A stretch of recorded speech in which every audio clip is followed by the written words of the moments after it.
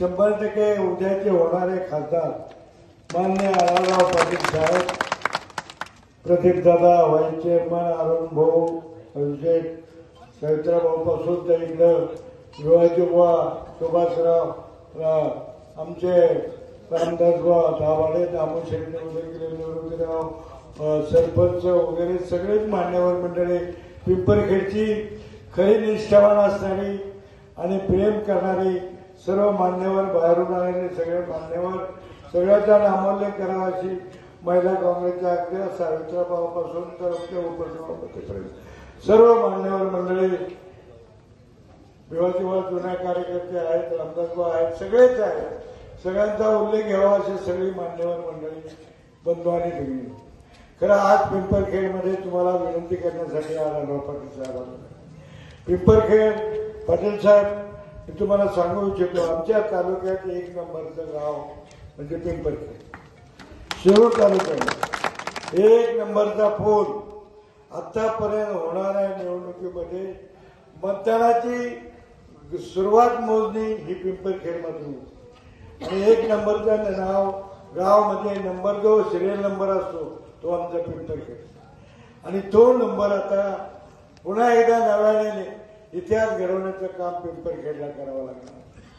वळसे पाटील साहेब प्रचंड विकासाचे काम आपल्या भागामध्ये केले, दादाच्या मतीने केले, आढळराव पाटलांनी केलेले आहे, खासदार नंतर नसताना सुद्धा येतो 5 वर्षात केलेला आहे.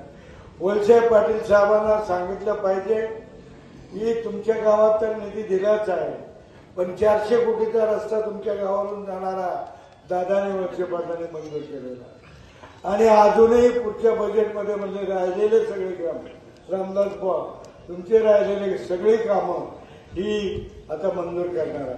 फक्त एकच माझी विनंती आहे की आता येणाऱ्या मतदानामध्ये आतापर्यंत तुम्ही जो इतिहास घडवला,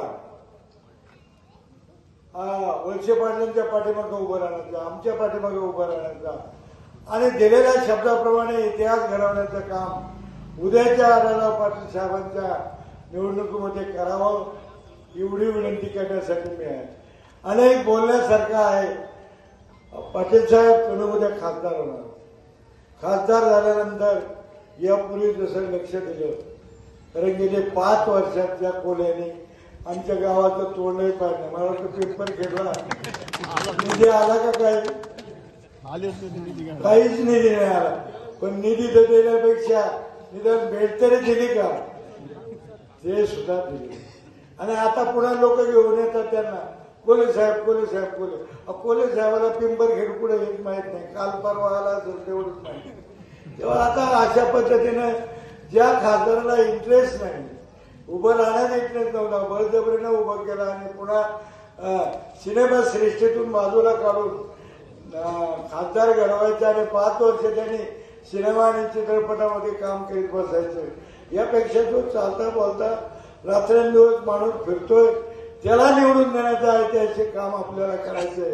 आणि हे काम करताना माननीय वळसे पाटलांनी आपल्याला सांगितलेलं आहे, माननीय अजितदादांनी सांगितलेलं आहे, राष्ट्रवादीने त्यांना अधिकृत उमेदवारी दिलेली आहे, घड्याळाचं चिन्ह आहे आणि सगळ्या युतीचा म्हणजे भाजप, शिवसेना गट, शिंदे गट आणि राष्ट्रवादी तिन्ही पक्षांनी त्यांना पाठिंबा दिलेला आहे. असा एक अत्यंत कर्तृत्व संपन्न उमेदवाराला मतदान करण्यासाठी विनंती मी तुम्ही करतो.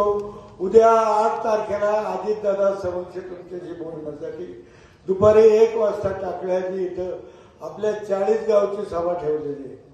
त्या सभेला झाडून एवढीच विनंती करण्यासाठी सगळ्या गाड्याची सोय केलेली आहे.